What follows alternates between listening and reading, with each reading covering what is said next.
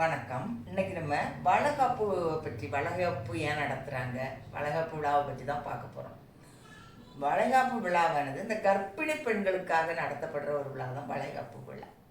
அதாவது முதலாக கருவுற்ற பெண்கள் கருவுறும் போது 5ஆம் மாதம் அல்லது 7ஆவது மாதம் அல்லது 9ஆம் மாதம் ஏதாவது ஒரு மாதத்தில் வளைகாப்பு பண்ணுவாங்க. வளைகாப்பு என்னென்னா, அதாவது அவளை அலங்கரித்து உட்கார வைத்து நிறைய பழங்கள் பூக்கள் எல்லாம் தட்டுகளில் வைத்து அதன் பிறகு அவளுக்கு மஞ்சள் குங்குமம் எல்லாம் தடவி அவளை வாழ்த்தி அவளுக்கு கையில் வளையல்கள் போட்டு விடுவார்கள். இதெல்லாம் எதுக்குன்னா, வளையல்கள் எதுக்கு போடுறாங்க அப்படின்னு சொன்னாலே, இது அந்த அவள் கருவில் இருக்கும் குழந்தைக்கும் அவளுக்கும் ஒரு நல்லதற்காக தான் செய்கிறாங்க. என்னன்னா, அதாவது வளையல் போட்டால் அவளுக்கு அவள் மனமகிழ்ச்சியோடும் பயமின்றி அவளுக்கு பிரசவம் நடக்கும், சுகப்பிரசவம் நடக்கும் அப்படிங்கிறது ஒரு ஐதீகம்.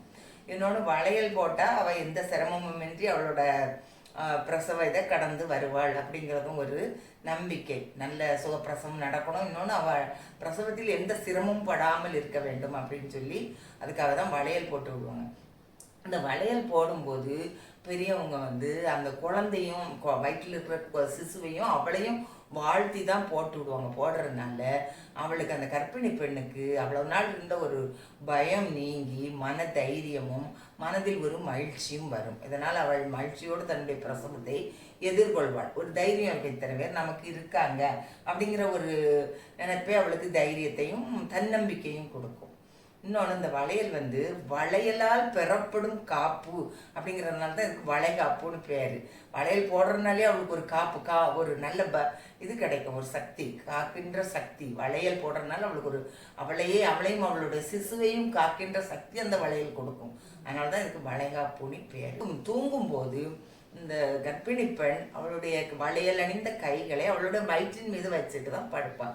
அப்போ அது அவள் அசையும் போது அந்த கேட்கின்ற அந்த வளையோசை அந்த குழந்தைக்கு நன்றாக கேட்கும். ஏன்னா விஞ்ஞானிகள் என்ன சொல்றாங்கன்னா, அந்த மானசீகமாக அந்த குழந்தைக்கு அந்த வயிற்றில் இருக்கும் சிசுவிற்கும் அந்த எல்லா சிந்தனை, மனம் அந்த நினைக்கக்கூடிய சிந்தனை எல்லாமே உண்டு அப்படின்னு தான் சொல்றாங்க. அதனால அந்த குழந்தையால அதை உணர முடியும். அந்த வளையோசையை கேட்டு அந்த குழந்தை என்ன செய்யணும்னா, கேட்டு அவ்வப்பொழுது கேட்டு அது தாயை இனம் கண்டு கொள்ளும். அப்படி ஒரு நிலை அதுக்கு வரும். அந்த வளையல் ஓசையை கேட்டு அந்த குழந்தையோட அந்த வளையல் ஓசை கேட்டதுனால அது அந்த குழந்தை கருவில் இருக்கும் அந்த குழந்தையோட நரம்பு மண்டல வளர்ச்சியை அதிகரிக்கிறது. இதனால குழந்தை ஒரு குழந்தைக்கு ஒரு நல்ல மனநிலையும் ஒரு சந்தோஷத்தையும் அந்த கருவில் இருக்கும் போதே கொடுக்குது. அதுக்கு ஒரு தைரியம், ஒரு பாதுகாப்பு உணர்வும் அந்த குழந்தைக்கு ஏற்படும். இந்த சத்தங்கள்லாம் கேட்கறதுனால நம்மளை சுற்றி எல்லாரும் இருக்கிறாங்கங்கிற உணர்வும் அதுக்கு ஏற்படும். இன்னொன்று, இந்த வளையல் எப்படி போடுவாங்கன்னா, முதல்ல போடும்போது இந்த கர்ப்பிணிக்கு முதல்ல வேப்பிலையால் செய்யப்பட்ட ஒரு காப்பு தான் போடுவாங்க. போட்டுட்டு 2 கையிலையும் வளையல் போடுவாங்க. கண்ணாடி வளையல் அணிவிப்பாங்க.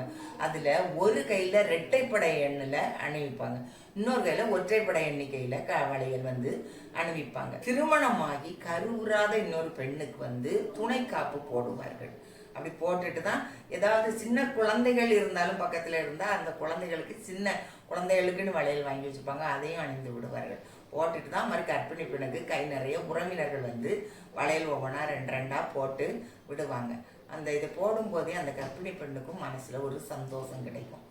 நமக்கு மக்கள் நம்மளை வாழ்த்துறாங்க அப்படிங்கும்போது அவளுக்கு ஒரு சந்தோஷம், மன நிறைவு கிடைக்கும். இதனால தான் வளைகாப்பு அப்படி இருக்கும்போது அவள் சந்தோஷமாகவே இருப்பாள். இல்லைன்னா அவள் மனசில் ரொம்ப வருத்தப்பட்டான்னா அந்த கருவில் இருக்கும் குழந்தையும் அது பாதிக்கும். அந்த குழந்தைய, அதாவது கரு விட்டுருக்கும் போது பெண்கள் அவங்கள யாரும் திட்டுனாலோ எதுவும் பண்ணுனா அந்த குழந்தை ஊனமாக பிறக்க கூட வாய்ப்பு இருக்கும். குழந்தை ஊனம் இல்லாமல் நன்றாக இருக்க வேண்டும்ங்கிறக்காக தான் கருவுற்ற பெண்களை கூட திட்டக்கூடாது அப்படின்னு சொல்லுவாங்க. அவர்கள் நல்ல புத்தகங்களையே வாசிக்க வேண்டும், நல்ல எண்ணங்களையே கொள்ள வேண்டும் அப்படின்லாம் சொல்லுவாங்க.